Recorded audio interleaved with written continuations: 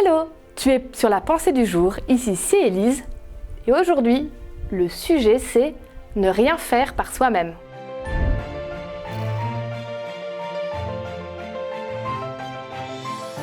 La pensée du jour se trouve dans Jean 5, 19.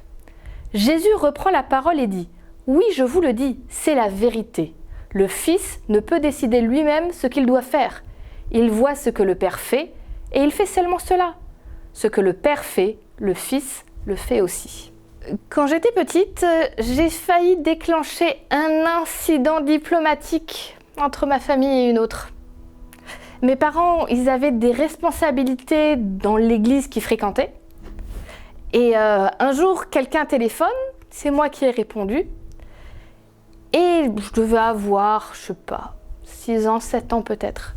Et la personne me demande le numéro de téléphone de quelqu'un. Et moi, j'ai répondu ce qu'on m'a appris, c'est-à-dire, j'ai pas le droit de donner ces informations aux inconnus. Mais je ne suis pas une inconnue, tu me connais, tu me vois toutes les semaines. Oui, mais j'ai pas le droit de donner l'information sans l'autorisation de papa ou maman. J'ai raccroché. Incident diplomatique. Jusqu'à ce que ma mère arrive à expliquer à cette dame que comme j'étais petite et que je ne savais pas toujours qui était au téléphone, il m'avait interdit de donner des informations personnelles et de toujours dire « je dois voir avec papa ou maman ». Finalement, ça s'est très bien fini, la personne en a beaucoup ri et a trouvé que c'était très sage. Enfant, je ne pouvais pas faire quelque chose que mes parents n'avaient pas approuvé, ou ils ne m'avaient pas dit « oui, tu peux y aller ». C'est normal, j'étais un enfant, c'était leur rôle. Dans la pensée du jour, c'est plus étonnant, parce que c'est Jésus qui parle. Jésus, quoi! Celui qui fait des miracles, celui qui connaît le cœur des gens, celui qui fait des discours d'une beauté, d'une force, d'une profondeur. Puis Jésus, fils de Dieu quand même, enfin Dieu.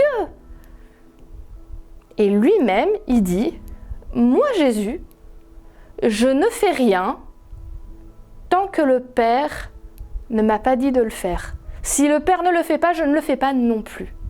C'est étonnant. Après tout, s'il y en a un qui devrait pouvoir faire ce qu'il veut, c'est Jésus. Mais il choisit de dire « je me soumets à l'autorité de Dieu ». C'est un bel exemple pour nous.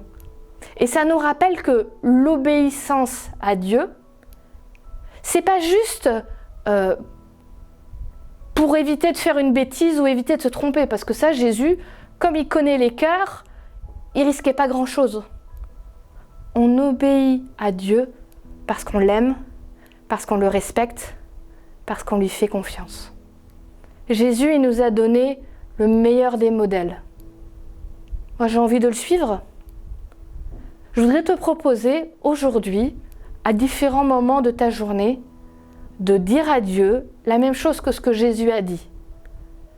Pas ma volonté, mais ta volonté.